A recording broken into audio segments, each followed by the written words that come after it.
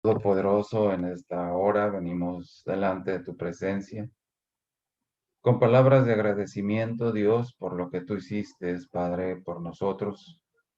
Cuando tú enfrentaste, Padre, aquellos 6 juicios ilegales, cuando tú enfrentaste también esa muerte terrible en la cruz, llevando nuestros pecados, Padre, para que nosotros estuviésemos justificados. Bendito seas, Padre, no hay cómo pagar eso. Te rogamos que toques nuestros corazones en esta tarde al recordar algo tan sagrado que hiciste por nosotros, a nuestras vidas, y que nos concedas, Padre, el que hagamos las cosas que a ti te son agradables. Bendito Señor, realmente no debió haber sido nada fácil para ti el ser separado de Dios el Padre y de Dios el Espíritu Santo, por nuestra causa, Señor. Nosotros deberíamos de ser aquellos que estuvieran en la cruz. Mas, sin embargo, por ese grande amor que no alcanzamos a entender, Señor, tú tomaste nuestro lugar, Padre, y fuiste a la cruz y fuiste gozoso. No te mataron. Tú diste tu vida, Señor, por ti mismo, para que nosotros tuviésemos la vida eterna. Te rogamos que nos bendigas en esto que vamos a estudiar y que toques nuestros corazones para servirte con todo nuestro ser. Bendito seas por los que están conectados. Bendito seas también por los que no han podido conectarse. Obra en ellos, Señor, y danos de tu gracia en esta hora. Lo estamos pidiendo por Jesucristo, tu Santo Hijo. Amén. Muy bien, bueno, estamos en una Semana Santa. Estamos hablando de estos 6 juicios ilegales que le hicieron al Señor Jesucristo. Estos 6 juicios empezaron cuando aquellos dos bandos de soldados, tanto de los judíos como de los romanos, descendieron sobre nuestro Señor.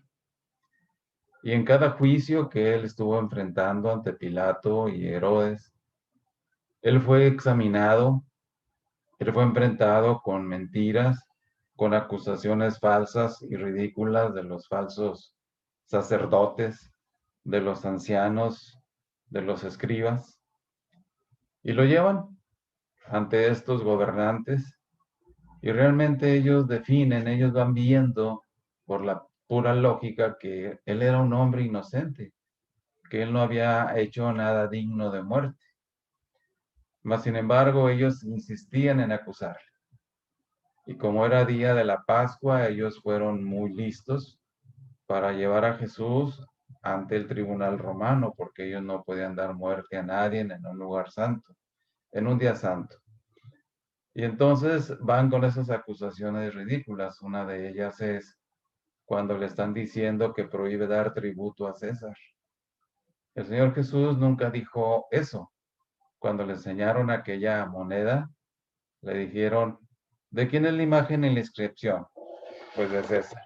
Bueno, pues den a César lo que es de César y a Dios lo que es de Dios. Mas, sin embargo, él estuvo enfrentando esos 6 juicios, en donde cada uno de ellos él era golpeado tremendamente. Y la palabra de Dios se iba cumpliendo en esas profecías del Antiguo Testamento respecto a esas golpizas que estuvieron realmente desfigurando totalmente su rostro. Y él no se movía como los boxeadores para esquivarlos. Él los recibía con toda su fuerza. Si él se hubiera enojado, él hubiera sido descalificado para traer la salvación a nuestras vidas. Mas, sin embargo, los principales ancianos estaban resueltos ahí a que fuera destruido, a que fuera crucificado. Y esto es algo terrible. Aquí vemos realmente la maldad del hombre. Aquí vemos de cómo es posible llevar a Jesús ante una muerte tan tremenda, tan horrible, a un hombre inocente, a un hombre que únicamente lo que hizo fue lo bueno cuando estuvo en esta tierra. Pero ellos estaban confrontados por Jesucristo al mostrarles él su vida hipócrita. Él les dijo eso, generación de víboras. Y entonces ellos tomaron un coraje acérrimo hacia Jesús. Y Jesús, bueno, es llevado de un lado a otro, golpeado tremendamente, azotado con un látigo, ¿verdad? Que tenía incrustaciones de hierro o hueso y que penetraban hasta sus propios huesos. Y realmente nosotros entendemos por qué Él tuvo que soportar todo esto. Era por amor a ti, por amor a mí, y encontramos realmente su amor manifestado a través de la persona de Cristo. ¿Cómo es posible que estos hombres tuvieran más inclinación por su poder, por su influencia política, por sus riquezas, cuando ellos mismos eran totalmente corruptos? Entonces estamos hablando de Pilato. O sea, él participaba también en esa delincuencia en aquellos años, permitiendo los robos en el Negev. Y entonces él les daba protección a los ladrones. Y uno dice, pues, ¿cómo pueden hacer eso? Bueno, pues es lo mismo que hoy día. Y desafortunadamente, ¿verdad? Ellos incitaron a las multitudes para gritar delante de ese juicio, crucifícale.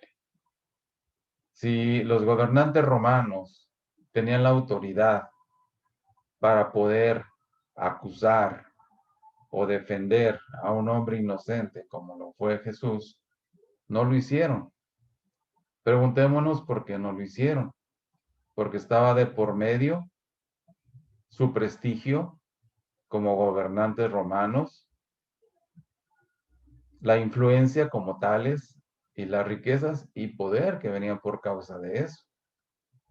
Pero sin embargo, los principales sacerdotes, escribas y ancianos estaban determinados a darle muerte a Jesús. No fue suficiente que ellos vieran algunos de los milagros y oyeran todo lo que Jesús hacía. No podían discernir por las mismas escrituras que él era el Mesías prometido a Israel. Y Jesús lo dijo con claridad en el libro de Juan. Él dijo ahí, a lo suyo vino y los suyos no lo recibieron. Y aquí está la prueba fehaciente de esto. Ellos prefirieron su posición y riquezas, aún ante ese tribunal entre Pilato y Herodes, que antes eran enemigos entre sí, se hicieron amigos. Y entonces el punto fue que realmente ellos no estaban en esa posición de quererlo libertad. Ellos se dieron cuenta que él era inocente. Estos principales ancianos no entraron en el pretorio romano porque para ellos era un templo gentil o un lugar de gentiles donde ellos no podían entrar. Y entonces el Señor Jesucristo fue y entró. Y este gobernante le está diciendo al Señor Jesús, ¿qué has hecho? ¿No sabes que tengo autoridad para soltarte y tengo autoridad para crucificarte? Y Jesús le responde, tú no tendrías ninguna autoridad si no te fuera dada del cielo. Por tanto, el que a ti me ha entregado, mayor pecado tiene. Y vemos la decisión de estos hombres diciendo, he aquí yo lo traigo fuera, no hallo en él ningún delito. Y si no hay ningún delito en él, Herodes y Pilato, ¿por qué no lo liberas? Si tú eres la máxima autoridad. Bueno, pues ellos tenían el temor de que estos hombres fueran ante el César y le dieran, sí, la noticia de que pues estaba en contra del César. Además lo inquietaron también diciéndole que era un hostigador de movimientos, que él estaba realmente instigando a la gente a levantarse contra Roma. Ellos no entendieron que él no era o había venido como un líder militar. Él había venido únicamente como libertador del poder del pecado en que estaba toda la gente, pero ellos no pudieron discernir eso. Pensaban que era el gran libertador militar, el gran líder militar, pero no había tal. ¿Qué sucedió con estos dos hombres? Ellos sellaron su destino. Ustedes recuerdan de Herodes que él se lavó las manos. Inocente soy yo la sangre de este hombre. Allá ustedes. Y él dijo, bueno, si yo no hallo en el delito, pues juzguenle ustedes según sus leyes. mas sin embargo ellos no quisieron hacer esto. Repito, porque al siguiente día era el día de la Pascua y ellos querían participar con las manos limpias. Esto nos habla de su hipocresía. Esto nos habla realmente de su doble cara. Y es algo tan triste el que ellos estuvieran en esta postura porque llevaron al pueblo también de Israel a la misma postura que ellos tenían, como cuando estaban allí fuera del templo, ¿verdad? Con los puestos vendiendo ahí animales y cambios de monedas. Y realmente Jesús levantó las mesas literalmente y los corrió de ahí diciéndoles que no hicieran de la casa de oración del Señor casa de mercado. Y bueno, realmente cada uno de estos procesos, repito, él fue golpeado de una manera tremenda. Su rostro fue totalmente desfigurado, como dice Isaías, y eso causó un gran dolor en la vida del Señor. Finalmente, ellos están pidiendo, este gobernante, ¿a quién queréis que os suelte? ¿A Barrabás o a Jesús llamado el Cristo? Y la gente estuvo gritando que a Barrabás. Ellos escogieron a la persona más terrible. La Biblia nos da la descripción de él como un ladrón, pero como un ladrón habitual que entra a las casas a robar algo. Pero él era más tremendo todavía que eso. Él era como un gángster del día de hoy. Y entonces ellos dijeron que eligieron a Barrabás. Y entonces, ¿qué sucedió aquí?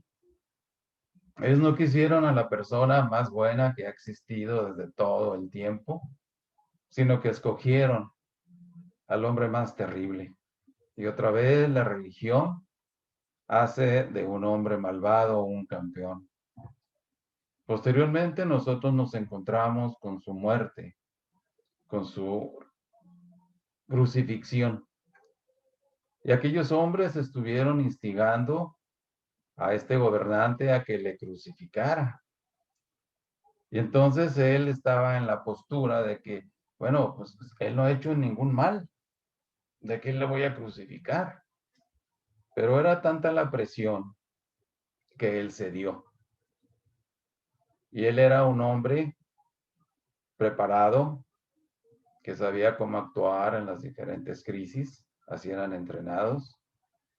Y sin embargo, él aquí está cediendo a las multitudes por los intereses personales que él tenía.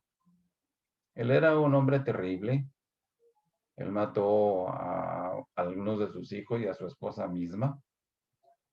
Y bueno, nosotros nos encontramos ahora con Jesús enfrentando la muerte, siendo realmente inocente de todos los cargos tan ridículos que ellos usaron. Y sin embargo, Jesús va camino a la cruz por el Gólgota y encuentran allí a un hombre llamado Simón de Cirene, un judío del norte de África, al cual lo vieron ahí y estaba asombrado de todo lo que veía y lo obligaron a que llevase la cruz. Y era increíble que este hombre de negocios que había ido a Jerusalén a celebrar las fiestas, le tocó esta experiencia de ayudarle a Cristo a cargar la cruz. Posteriormente, la escritura nos habla de él y de sus hijos. Cuando él regresó, contó a su familia toda la experiencia por la cual él había pasado. Y de repente, él se convierte al Señor y su familia también. Y más adelante los está identificando para nosotros, a Rufo y Alejandro. Incluso Pablo le manda saludos a su esposa, decía a tu madre y mía. Entonces, bueno, aquí estamos viendo nuevamente otra vez al Señor Jesús sometido a golpes. Le hacen una corona de espinas, le injurian, se burlan de él. Profetízanos, Cristo, ¿quién es el que te golpeó? Mas él no decía palabra. Él se molestaba únicamente o se enojaba en un enojo santo cuando ellos hacían burla de su padre. Mas cuando todas esas burlas venían contra él, no decía palabra. Y estos gobernantes se asombraban de que él no dijera una sola palabra. Enmudeció, cayó, como dice allá Isaías. Nosotros tenemos que entender que cuando él iba camino al Gólgota, él nos tenía en su corazón. Y encontramos aquí realmente aquel versículo precioso que dice, porque de tal manera amó Dios al mundo. Dio a su Hijo. Y fueron unas condiciones tan terribles que nos asombra recordar la grande maldad que hay en el hombre. Engañoso es el corazón más que todas las cosas, aparte perverso. ¿Quién lo conocerá? Aquí lo estamos conociendo, como hoy día, como ese caso de ese señor que una enfermera le puso supuestamente la vacuna de COVID y pues no tenía líquido. Y tú dices, ¿cómo es posible que una enfermera haga eso? Bueno, hemos visto tantas cosas terribles. Y en el tiempo del Señor Jesucristo, yendo Él a la cruz, Él va pensando en nosotros, Él va gozoso, pensando lo que iba a cumplirse allí en la cruz. Y allí en la mismísima cruz nos encontramos que pusieron a dos ladrones, uno a la derecha y otro a su izquierda. Y esos ladrones, uno de ellos le injuriaba diciendo, si tú eres el Cristo, sálvate a ti mismo y a nosotros. Y el otro le dijo, ¿ni aún temes a Dios estando en la misma condenación? Tú y yo estamos aquí por lo que merecieron nuestros hechos. Pero ¿qué ha hecho? ¿O qué mal ha hecho? Y se dirige a Jesús, acuérdate de mí cuando vengas en tu reino. Jesús le está diciendo inmediatamente como respuesta a su fe, hoy estarás conmigo en el paraíso. Este hombre no tuvo oportunidad de ir a un templo, de alzar la mano, oren por mí. No tuvo la oportunidad de ser bautizado incluso. Él solamente creyó y este es el punto. El que cree en mí, como dice la Escritura, de su interior correrán ríos de agua viva.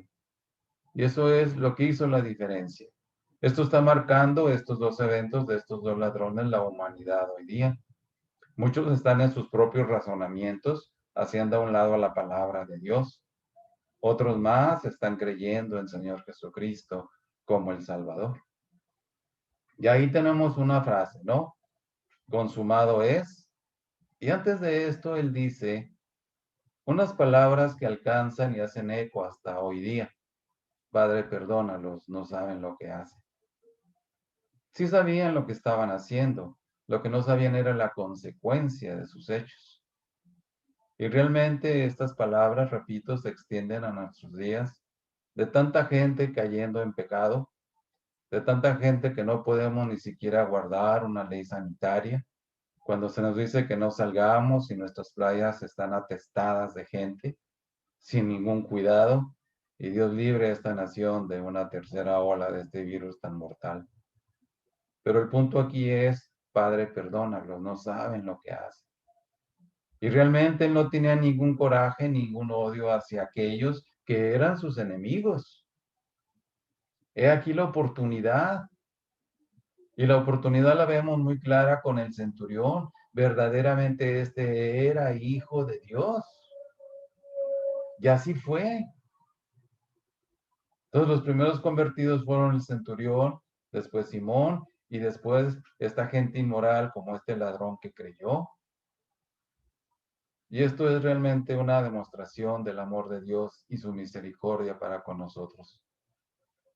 Después tenemos ahí cuando Él dice, consumado es. Pero hubo repercusiones de esto. Una de ellas es cuando Jesús muere, Nicodemo y otro personaje le piden el cuerpo, ¿verdad? A Herodes y él se los da. Y van y lo ponen a aquella cueva, ¿verdad? Con la piedra que lo hicieron rodar. Y ahí quedó por 3 días. Las repercusiones inmediatas de esto fueron realmente que la primera de ellas fue que dice que los sepulcros se abrieron y muchos aparecieron. Imaginen ustedes algo tan impactante como eso, ¿no? Que si una tía mía, que ya está con el Señor, regresara en este momento, si nos trasladamos a esos tiempos, caray, pues a lo mejor me da medio infarto. Pero así fue, y fue por testimonio. Ellos murieron 2 veces, por decirlo de esta manera, como Lázaro. Esa fue una repercusión.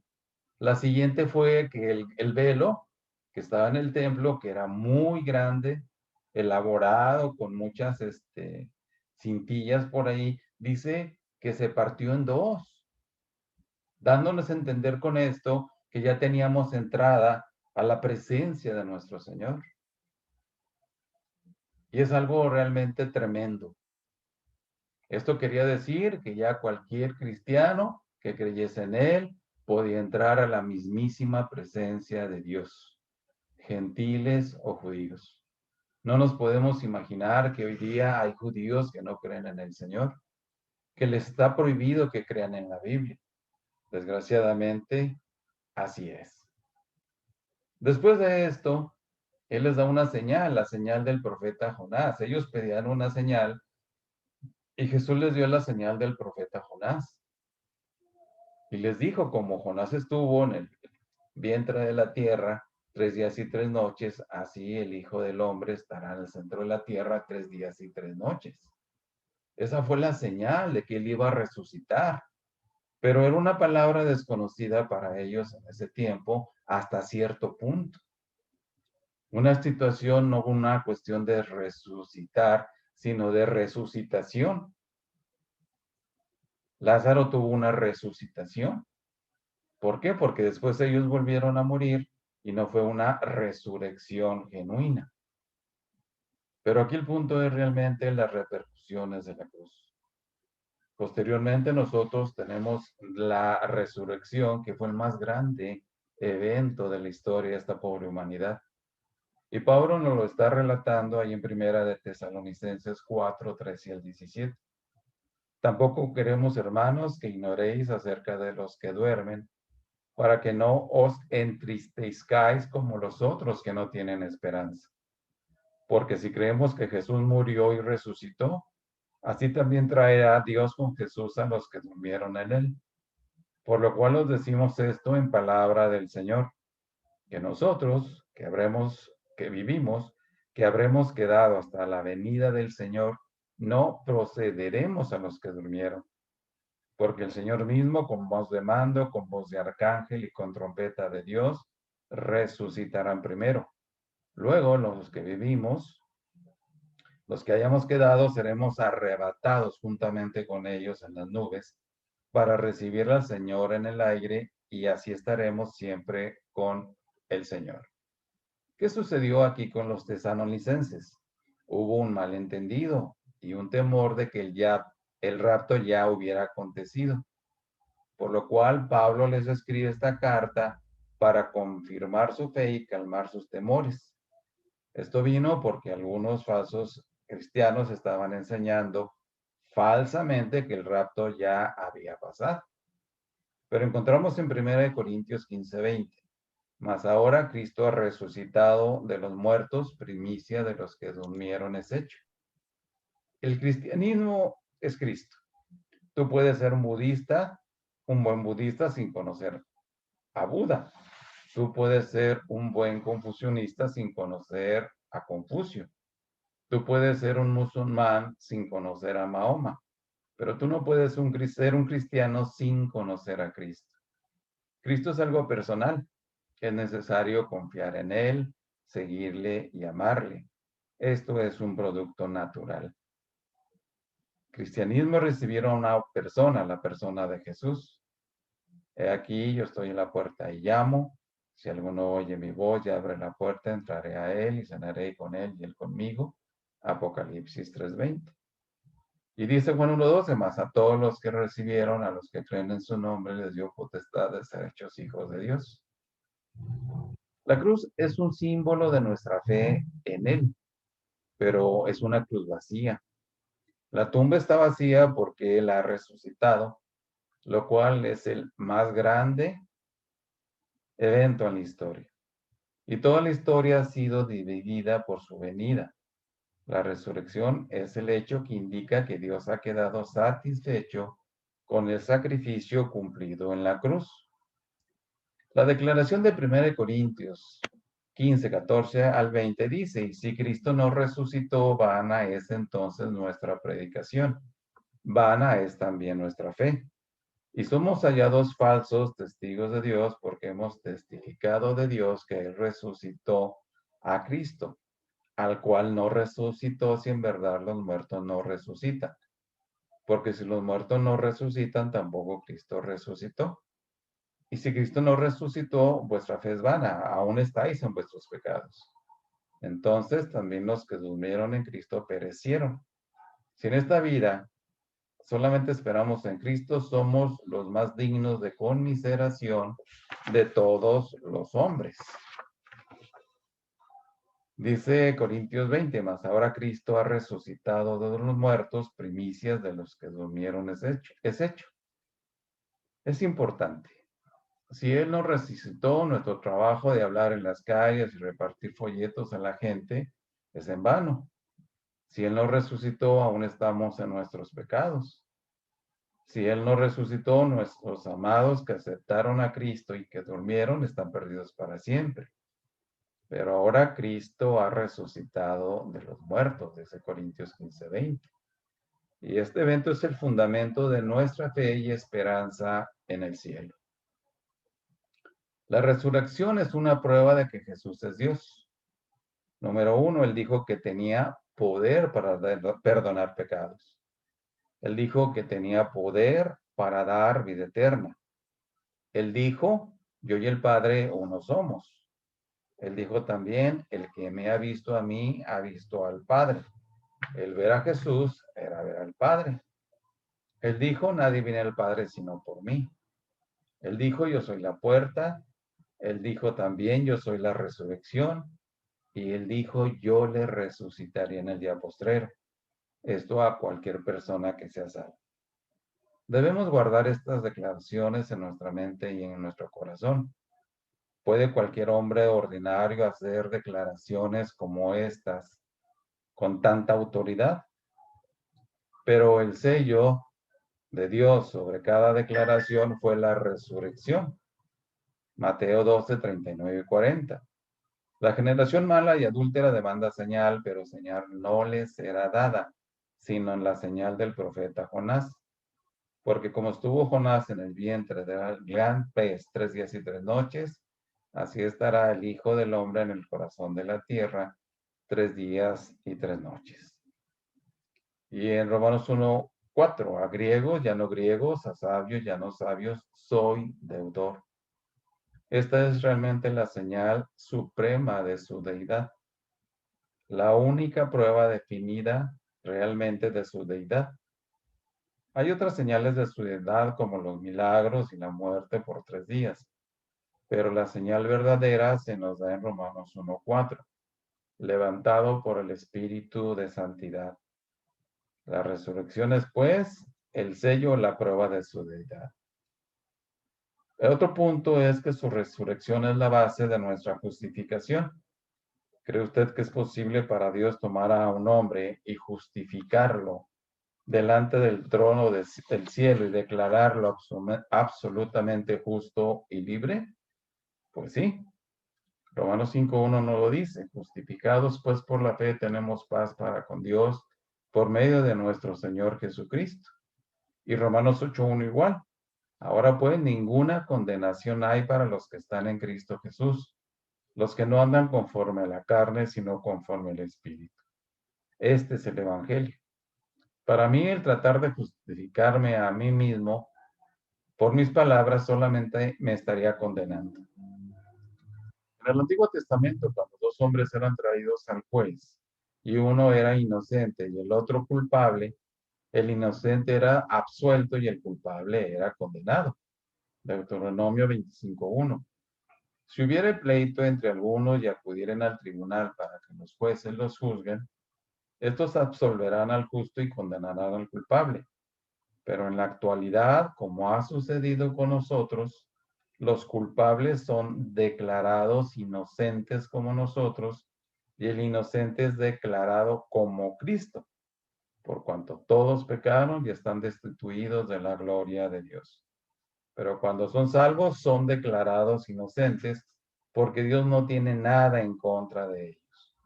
¿Quién acusará a los escogidos de Dios? Job preguntó un día, ¿y cómo se justificará el hombre? ¿Con Dios? Ningún hombre puede hacerlo, pero Dios encontró la manera. Juan 4:5. Su fe le es contada por justicia. La fe sola no salva, sino la fe en el trabajo cumplido por Cristo. Solamente recibiendo a Cristo se es salvo. No hay realmente otra manera para que esto sea así. Dice también el que no escatimonia a su propio Hijo, sino que le entregó por todos nosotros, ¿cómo no nos dará con él también todas las cosas? Piensa en esto. Un pecador que acepta a Cristo como Salvador y Señor, instantáneamente es puesto delante del trono, delante de su santidad, perfecto, limpio y justificado. Esta palabra justificado significa que somos declarados como si nunca hubiéramos pecado. En una penitenciaría de Estados Unidos, un prisionero fue perdonado por el gobernador. Cuando él se iba, él pasó por una capilla y el capitán lo vio y le dijo, Juan, yo creo que tú eres la persona más feliz del mundo. Él dijo, no, al contrario, soy la persona más infeliz. El capellán le dijo, bueno, tú ahora estás libre y estás perdonado, ¿no? Entonces, ¿qué quieres? Respondió, el problema es que no importa a dónde vaya, la gente estará diciendo que él es un asesino o yo soy un asesino. El gobernador puede perdonarme, pero no puede justificarme. Gracias a Dios que Él no solo nos perdonó, sino también nos justificó. No hay nada que nos pueda condenar. Ahora pues dijimos, ninguna condenación hay para los que están en Cristo Jesús. Y Hebreos 9:14 nos dice, cuánto más la sangre de Cristo, el cual mediante el Espíritu eterno se ofreció a sí mismo a Dios sin mancha, limpiará vuestras conciencias de obras muertas para que sirváis al Dios vivo. El hombre no se puede justificar, pero Dios encontró una manera para limpiar la conciencia de culpas. Pablo lo dijo de esta manera, justificados pues por la fe tenemos paz para con Dios. ¿Qué prueba la resurrección? Que nosotros resucitaremos también. Posiblemente ustedes se han hecho la misma pregunta que un día Job se hizo. Si el hombre volviera, ¿volverá a vivir? Posiblemente usted tuvo una madre cristiana que murió o un pariente cristiano que murió. Y al verlos en su féretro se preguntó, ¿volveré a verle otra vez? La respuesta es sí. Cristo ha resucitado, primicias de los que durmieron es hecho. Cristo es las primicias, después nosotros los creyentes. Pero ahora Cristo resucitado de los muertos, primicias de los que durmieron es hecho. En la Biblia la palabra dormir siempre es usada para describir a un creyente que ha muerto. Y si él duerme, realmente no murió, sino que él ha pasado inmediatamente a la presencia del Señor. ¿Qué pasó con los tesalonicenses? Estaban perturbados porque algunos amados estaban durmiendo. Esto es, habían muerto físicamente y después de escribirles algunas cosas, Pablo terminó su carta con las palabras de Primera de Tesalonicenses 4, 13 al 17 que leíamos al principio. Pero preguntémonos qué cuerpo o qué tipo de cuerpo tendremos. Efesios 4 dice 13, hasta que todos lleguemos a la unidad de la fe y del conocimiento del Hijo de Dios, a un varón perfecto, a la medida de la estatura de la plenitud de Cristo. Esto significa que tendremos un nuevo cuerpo, un cuerpo semejante al de Cristo, el hombre perfecto. Nuestro cuerpo será perfecto, maduro, completamente, con capacidad de vivir conforme a su voluntad perfecta, cada momento en la eternidad y en gozo completo. Pablo dijo en 2 Corintios 12, 3 y 4, por tanto os hago saber que nadie que hable por el Espíritu de Dios llama anatema a Jesús. Entonces, nos habla también cuando él fue trasladado hasta el tercer cielo. Y él no sabe explicar si fue en el espíritu o si fue en la carne. Y dice que oyó palabras que no les dado al hombre expresar, palabras inefables. Y realmente esto fue realmente una demostración de que el tercer cielo existe. Recordemos que el seno o paraíso de Abraham estaba a un lado del infierno y que una gran cima había sido puesto entre ambos. Pero cuando Cristo murió y resucitó, ese lugar, el seno de Abraham, lo llevó hasta el tercer cielo donde se encuentra actualmente. Y Pablo fue trasladado hasta ese lugar. Es algo tremendo. Entonces, dice ahí que seremos aproximadamente a la misma edad del Señor Jesucristo, de 33 años, la plenitud de la vida. Entonces ustedes van a ser transformados a la imagen de Cristo y van a estar muy guapos y guapas, ya no van a querer hablar para beneplácito de las damas. Primero de Juan 3, 2 y 3 dice, amados, ahora somos hijos de Dios y aún no se ha manifestado lo que hemos de ser. Pero sabemos que cuando Él se manifieste, seremos semejantes a Él, porque le veremos tal como Él es. Y todo aquel que tiene esta esperanza en Él se purifica a sí mismo, así como Él es puro. Entonces, ¿qué tipo de cuerpo tendremos? La pregunta de 1 Corintios 15, 35. Pero dirá alguno, ¿cómo resucitarán los muertos? ¿Con qué cuerpo vendrán? Se responde con el versículo 49. Y así como hemos traído la imagen del terrenal, traeremos también la imagen del celestial, como el de Jesús. Exactamente. Filipenses 3:21 nos dice, el cual transformará el cuerpo de la humillación nuestra para que sea semejante al cuerpo de la gloria suya, por el poder con el cual puede también sujetar a sí mismo todas las cosas. Tendremos un cuerpo nuevo conforme a nuestro nuevo ambiente. Recordemos que Jesús pasó dentro de una pared sin hacer un hoyo. Nuestro cuerpo resucitado tendrá una estructura como la del Señor Jesús. Pasaremos un brazo por una pared sin hacer un hoyo. No habrá limitaciones. Ahora, pero nosotros esperamos tener una larga visita al cielo. Imagínate hablar con Pablo y preguntarle cómo se sintió en la cárcel de Filipos, cómo le fue posible cantar y tener la plenitud del gozo en ese lugar. Escuchar a Pablo decir, yo tuve la plenitud del gozo porque estaba sufriendo en mi primer amor. Qué maravilla. Después de 7 años en el cielo, un tiempo en que la gran tribulación ocurre en la tierra, el Señor Jesucristo bajará para establecer su reino sobre la tierra. Y entonces por 1000 años Él mostrará a su iglesia la novia, a su cuerpo, a los salvos, a la gente que viva en el milenio.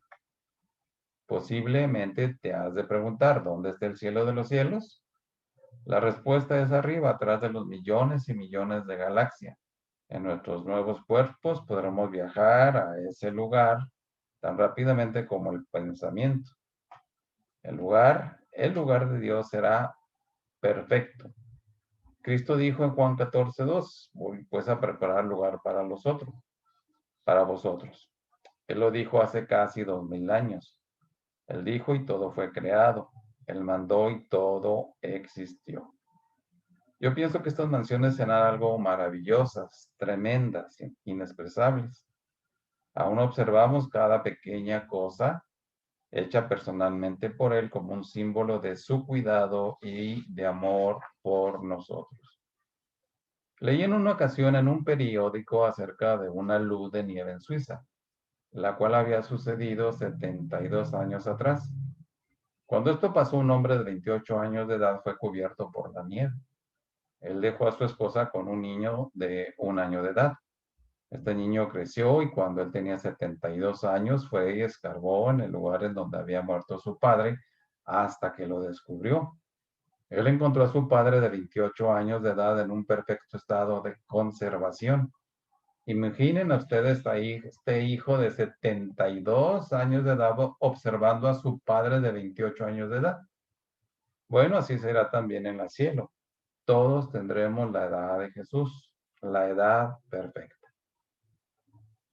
Entonces, es muy importante el vivir teniendo en mente la venida del Señor Jesucristo, porque esto traerá fuerza e impacto en nuestra vida para movernos a vivir en la justicia cada día. Hay una corona para cada creyente que espera su venida. Esta espera significa vivir cada día como si Él fuera a venir justo en este momento. Allí en Tito 2, 5 en adelante dice a ser prudentes, castas, cuidadosas de su casa, buenas, sujetas a sus maridos, para que la palabra de Dios no sea blasfemada. Exhorto a los jóvenes a que sean prudentes. Preséntate tú en todo como ejemplo de buenas obras, en la enseñanza, mostrando integridad, seriedad, palabra sana e irreprochable, de modo que el adversario se avergüence y no tenga nada de malo que decir de vosotros. Exhorto a los siervos a que se sujeten a sus amos, que agraden en todo, que no sean respondones, no defraudando, sino mostrándose fieles en todos, o en todo, para que en todo adornen la doctrina de nuestro Salvador. Porque la gracia de Dios se ha manifestado para la salvación a todos los hombres, enseñándonos que renunciando a la impiedad y a los deseos mundanos, vivamos en este siglo sobria, justa y piadosamente, aguardando la esperanza bienaventurada y la manifestación gloriosa de nuestro gran Dios y Salvador Jesucristo. Pablo en una ocasión llegó a decir allá en Timoteo 4, 6 al 8, porque yo ya estoy para ser sacrificado, y el tiempo de mi partida está cercano. He peleado la buena batalla, he acabado la carrera, he guardado la fe. Por lo demás me está guardada la corona de justicia, la cual me dará el Señor juez justo en aquel día, y no solo a mí, sino también a todos los que aman su venida. Los que aman su venida, lo cual es demostrado por nuestra manera de caminar con Cristo. Tú puedes rechazar todo esto, y un ejemplo lo tenemos en aquel joven rico de Lucas 18. Un hombre principal le preguntó diciendo, Maestro bueno, ¿qué haré para heredar la vida eterna? Y Jesús le responde, ¿por qué me llamas bueno? Ninguno hay bueno sino solo Dios. Y le menciona 2 o 3 mandamientos ahí. No adulterarás, no matarás, no hurtarás, no dirás falso testimonio, y honra a tu padre y a tu madre. Él dijo, todo esto lo he guardado desde mi juventud. Jesús oyendo esto le dijo, aún te falta una cosa, vende todo lo que tiene y dalo a los pobres y tendrás tesoro en el cielo y ven, sígueme. Entonces él oyendo esto se puso muy triste porque él era muy rico.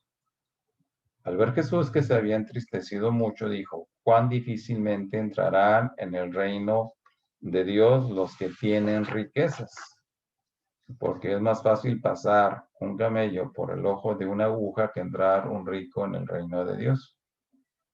Él fue sometido a una prueba y él consideró demasiado valioso lo que él tenía en esta tierra. Él se volvió atrás rechazando al Señor. La escritura dice que Jesús lo amó, pero no lo forzó a obedecer. Tú también puedes rechazar la oferta del Señor Jesús. Si lo que tú esperas de esta vida es solamente lo que estás recibiendo materialmente, entonces tú no estás esperando por mucho. Esto que se vive no es la vida. Esta vida es solamente una península que nos guía a la eternidad. ¿Está usted en esta península angosta? Cristo es esta península. Muchos serán avergonzados en aquel día cuando Cristo venga. Nos dice con palabras de ternura. Y ahora, hijitos, permaneced en Él para que cuando Él se manifieste tengamos confianza, para que en su venida no nos alejemos de Él avergonzados. ¿Por qué? Por las oportunidades perdidas para ganar las almas, por la indiferencia en la oración, por rehusar e identificarte con Cristo en todo, por ser perezosos en no usar los dones que Dios nos dio, por nuestra falta de trabajo en la viña del Señor. Por tanto, cuando Cristo venga, muchos agacharán la cabeza llenos de vergüenza. A finales del primer siglo, el Monte Vesubio en Italia hizo erupción y cubrió algunos pueblitos con lava. La lava era como un lodo y viajando a una velocidad tremenda. Pompeya estaba en la falda de una montaña y fue sepultada por la lava. Pompeya fue conocida por su inmoralidad tremendas. Pompeya era un centro de cantinas, cabaret, club nocturnos. Frente a un cabaret estaba una orquesta de señoritas tocando. La erupción del volcán fue tan rápida que ellas no lo advirtieron y la lava vino con una velocidad tremenda y las cubrió. En 1951, los miembros de dicha orquesta fueron descubiertos en posición de tocar, tocando para el mundo. ¿Cómo te encontraría Dios el día de hoy si Él viniera? Esa misma noche, en Herculano, en las afueras de una fortaleza, se descubrió a un guardia corriendo por su vida. El último cuidado fue su vida, no su responsabilidad.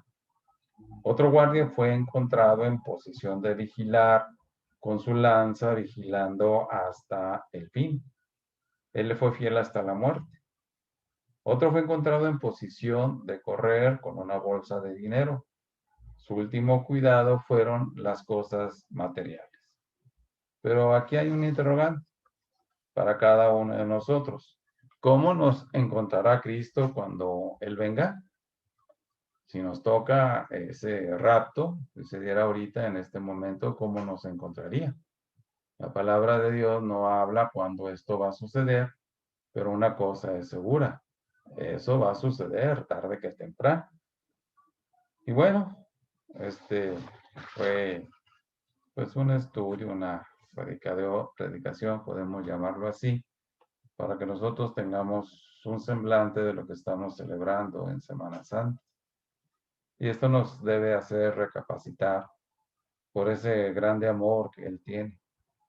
A veces somos envueltos en nuestras vidas diarias, cotidianas, pero nunca debemos olvidar que estamos aquí por causa de Cristo. Y si nos ha llevado, y si no nos ha llevado aún, Él nos quiere usar para su gloria y predicar el Evangelio a tanta gente que no lo tiene. Y bueno, pues aquí terminamos nuestro estudio.